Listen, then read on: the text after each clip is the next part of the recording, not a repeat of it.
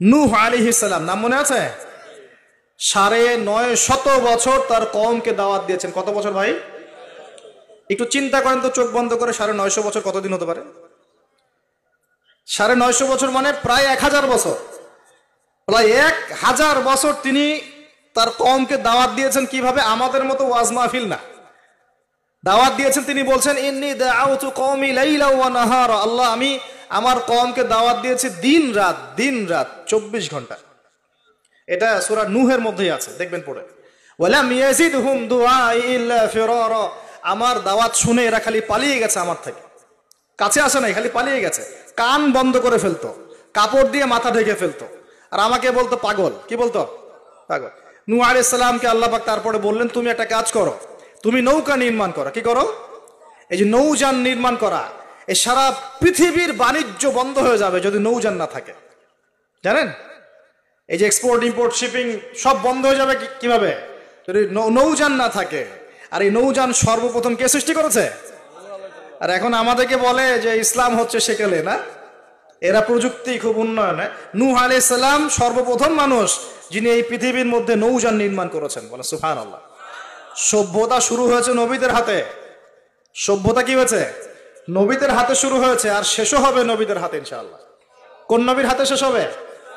হ্যাঁ, মাশাআল্লাহ, ঈসা আলাইহিস সালামের হাতে। আপনারা তো আবার লেকচার শুনেন না, এখন বুঝতেছেন যে ঈসা আলাইহিস সালাম আসবেন। এখন নূহ আলাইহিস সালাম 950 বছর দাওয়াত দিয়ে কি ফলাফল হলো? 40টা বা 80টা পরিবার ইসলাম কবুল করেছে। কতটা? এখানে তো আপনারা মাশাআল্লাহ হাজার মানুষ বসে আছেন, কথা শুনছেন, সৌভাগ্যের বিষয়।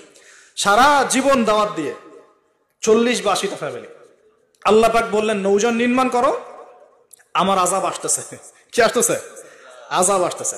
কেন আযাব? কারণ এই মানুষগুলো, নূহ আলাইহিস সালামের কওমের লোকগুলো একটা মহাপাপ করেছিল।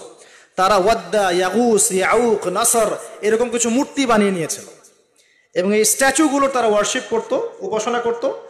এমনি এমনি উপাসনা করতো না, আপনাকে বুঝাচ্ছি। প্রথম যে প্রজন্মটা ছিল ওদের, ওই প্রজন্মকে শয়তান ওয়াসওয়াসা দিয়েছে কি, যে এই ওয়াদ্দা, ইয়াগুস, ইয়াউক, নাসর এই যে নামগুলো সূরা নূহে আছে, এই ব্যক্তিরা ছিল খুব পুণ্যবান সৎ ব্যক্তি, তারা খুব ভালো আল্লাহওয়ালা ছিল, আল্লাহর ওলি ছিল। শয়তান ওয়াসওয়াসা দিয়েছে তোমরা এই তাদের মূর্তি নির্মাণ করে মসজিদের বাইরে রেখে দিবে। মসজিদের কোথায়? বাইরে। যাওয়া আসার সময় ওদেরকে দেখলে একটা মানে উৎসাহ আসবে যে আমরাও তাদের মতো হই। শয়তান এইভাবে নেক্সট স্রোতে ধোঁকা দিয়েছে। ওই জেনারেশন এই কাজটাই করেছে। এরপর আরো 100-200 বছর চলে গেছে, শয়তান এবার পরের জেনারেশনকে ওয়াসওয়াসা দিয়েছে, আরে তারা তো অনেক বড় বড় মানুষ ছিলেন, এখন মসজিদের বাইরে না, ওদেরকে ভিতরে ঢুকাও। এবার তারা ওই মূর্তিগুলো সব ভিতরে ঢুকানো শুরু করেছে।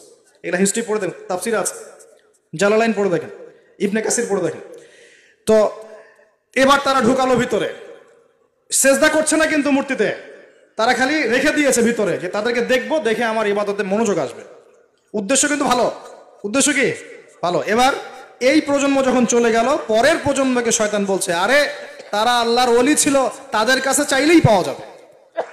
এবার সরাসরি সেজদা শুরু হলো মূর্তিতে। এইভাবে গ্র্যাজুয়ালি আস্তে আস্তে আস্তে আস্তে শয়তান প্রথম মূর্তি পূজা চালু করেছে বিশ্বের মধ্যে। বুঝলেন কিভাবে? নেক্সট স্রোতেই ধোঁকা দিয়েছে শয়তান। আমরাও এখন মুসলমানরাও সুবহানাল্লাহ, আমরাও এখন এগুলোর পিছনে পড়ে যাচ্ছি, পড়ছি না? সবার ঘরে ঘরে ছবি, মূর্তি এখন, সুবহানাল্লাহ।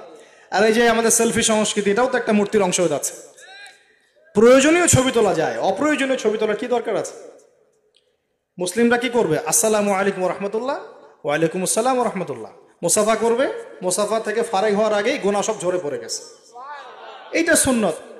ভাই তাকান, দুই তাকান, ভাই হুজুর তাকান, কি দরকার আছে? এগুলার প্রয়োজন নাই। আর এগুলো আমাদের পরকালে বাঁচাবে না। পরকালে বাঁচাবে?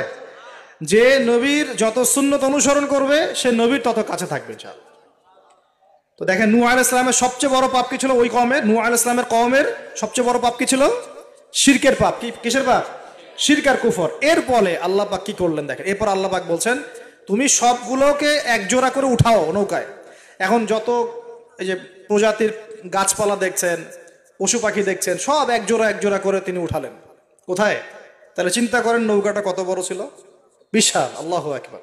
সব একজোড়া করে উঠালেন। এরপর আল্লাহ রাব্বুল আলামিন বলছেন যে ওয়াফারাত নূর, একদম মাটি ফেটে থলথল করে পানি বের হওয়া শুরু হলো, আসমান থেকে প্রবল বৃষ্টি বর্ষণ শুরু হলো।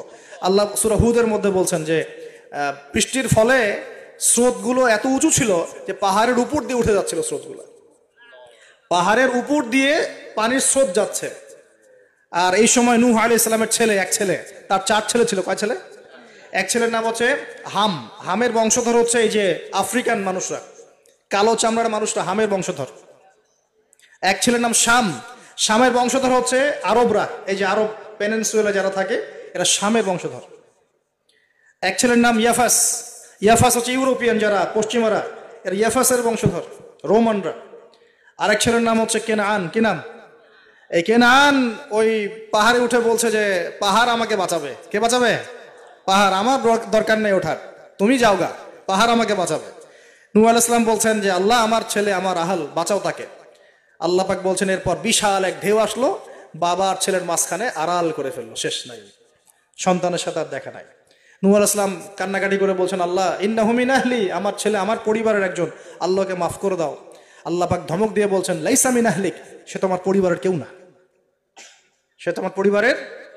আল্লাহর কাছে এইসব বংশ, রক্ত, রং, এইসবের কোনো দাম নাই। কিসের দাম আছে? তাকওয়া, ইমানের দাম আছে। নবীর সন্তান হয়েও যদি ইমানদার না হয় আল্লাহ পাক জাহান্নামে দিয়ে দিবেন, কোনো কিছু যায় আসে না আল্লাহ পাকে।